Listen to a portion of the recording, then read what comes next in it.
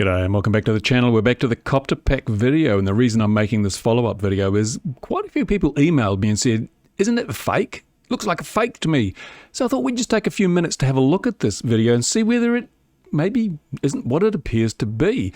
So I'm going to walk you through my thought processes as I try and decide whether it's real or not. And I've got to say right from the get-go, cut to the chase, I don't think there's enough evidence to say either way. But let's look at the reasons why it might not be what it appears to be. Well, first of all, the format of the video is in a very cinematic format, very wide aspect ratio. And that's quite handy because when you look at it in full screen, it means you can cut off bits that you don't want in shot. For example, if there was a helicopter or a crane overhead, you could cut that out. And if you were going to basically have no prop wash from this thing, no downward airflow, then you could cut that out too because you couldn't see the ground below the pack to give you an indication. So this would be, if I was doing it, this is the way I would do it. Make a very wide aspect ratio, so I'm cropping out the bits that might not be the things that you want people to see.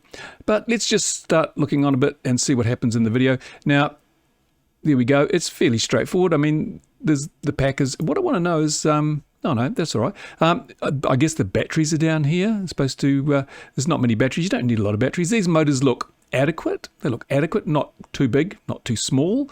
I'm surprised the ducts don't have more of a lip on them, actually, to give you a bit of coanda effect. I've done a video on RC model reviews about coanda effect and ducts. They'd get a lot more efficiency if they ran coanda ducts here rather than just prop protection, but that's not really the subject of this video.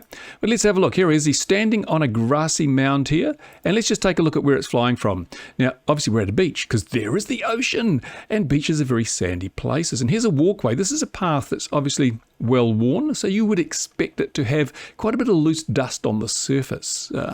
So if this thing took off, you'd expect the prop wash to kick up a lot of that dust, wouldn't you? Let's see what happens. There he is, and let's another look here. We've got the man with the camera with the very wide aspect ratio there.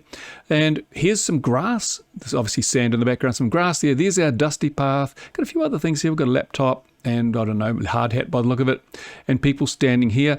So let's see what happens when he takes off. I'd expect this grass to get quite mobile. We've changed shot so you can't see that. But there we go. He's just lifted off.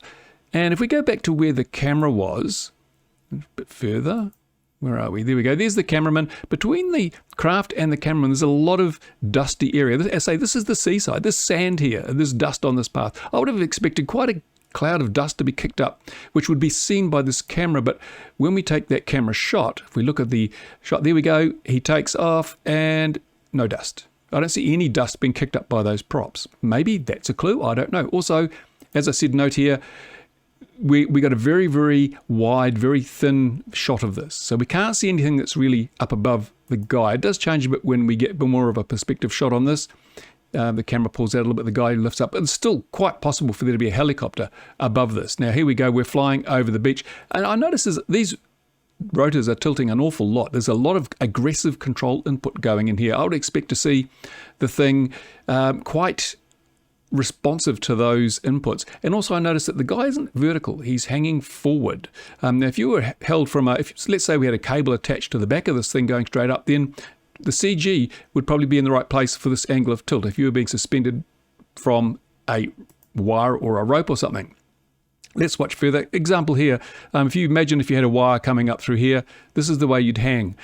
But by the same token, this is the thrust vector is through here, so I guess it wouldn't be too far out for just having it held by thrust as well. Now, here we go. He's flying around. Yep. Now, look, here we go. We're above a beach, a sandy beach, and you would expect to see a lot of dust kicked up, a lot of dust thrown up from the prop wash, and perhaps a little bit of turbulence in the water as well. We don't see anything in the water, and we've conveniently had this piece of the frame cropped out by this particular camera angle, this high aspect ratio camera. So that makes it easy to fool people if you wanted to. They can't see where the dust would be kicking up. And yeah, I mean, he turns around, moves forward. Even here, if there was a helicopter, it would be out of shot, even though we're looking up quite a bit. And here, quite aggressive control inputs. And if you look at this shot again, let's just go back and look at that shot again, because I think this is quite important. If you imagine that this was a rope and there was a helicopter way up the top, maybe 20, 30 meters above, You can imagine a rope hanging down and watch, it's like a pendulum. The flight is like a pendulum. See how he comes along and then he swings out that way. And so you can imagine that there could have been a rope there, or a wire, a cable or something. But all this is pretty inconclusive. Now, this is the bit that I think says more than anything. We've got a grassy strip here with lots of, that's relatively long grass. We've got the sandy path. We've got this thing coming into land. Now you watch, I would expect the grass here and these flowers to get kind of stirred up by the airflow, and I would expect dust to be kicked up on this path. Let's watch the landing and see what happens. Here we go. I don't see any movement in this grass over here. Don't see any dust coming from that path. Let's just watch that bit again. Absolutely no movement over there. Now, I'll show you some other stuff here. This is a guy with a hoverboard, which again is one person, a few motors and batteries, probably roughly the same weight. Let's have a look at the amount of disturbance that this thing creates when he flies it. Here you go. Now you look at below the craft, look at the water. Look how much disturbance there is in the water there. There's you need to move an awful lot of air to hold a person above the ground. And you can see spray being kicked up.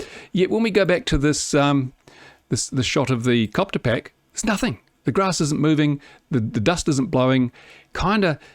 You wonder about that. And here's another example. This is another shot probably everyone's seen. It's a one-person multi-rotor lifting off here. You watch what happens to these trees. The amount of thrust and air movement required is significant. You watch all these bushes in the front, even before she gets off the ground, really. Oh, wait for it to go through. There we go.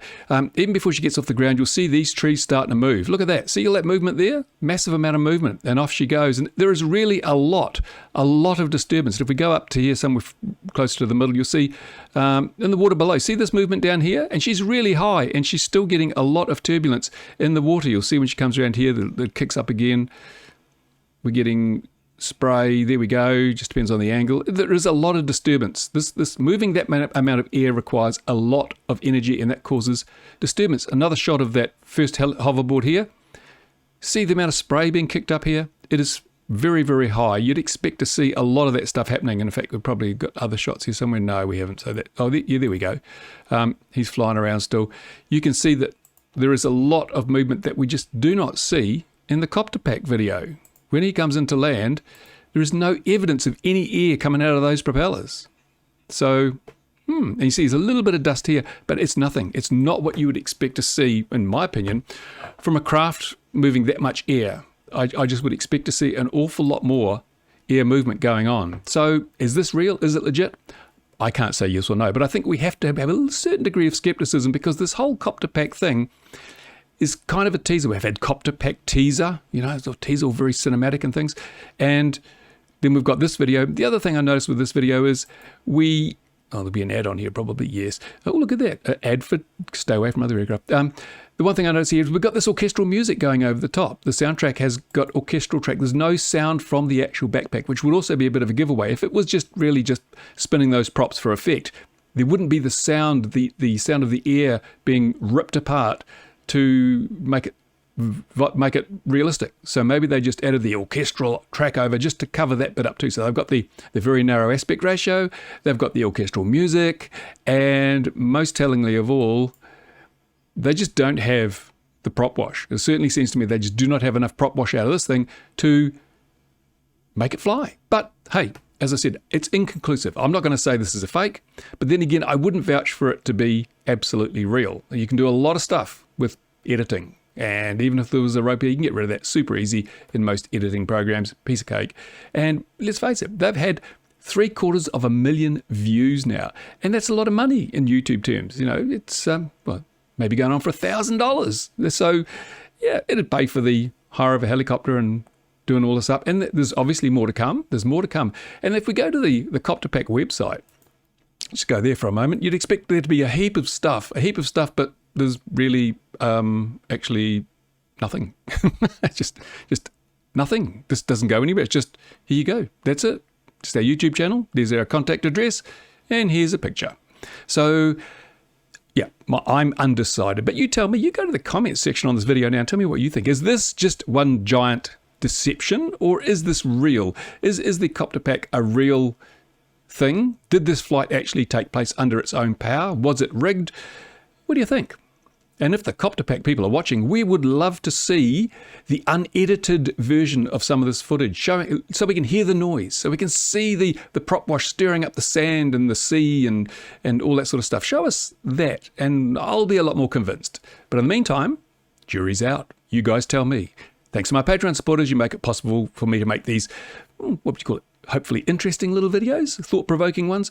And now the sun has come out, so I'm going out to do some real model video work at the airfield. Thanks for watching, guys. Bye for now.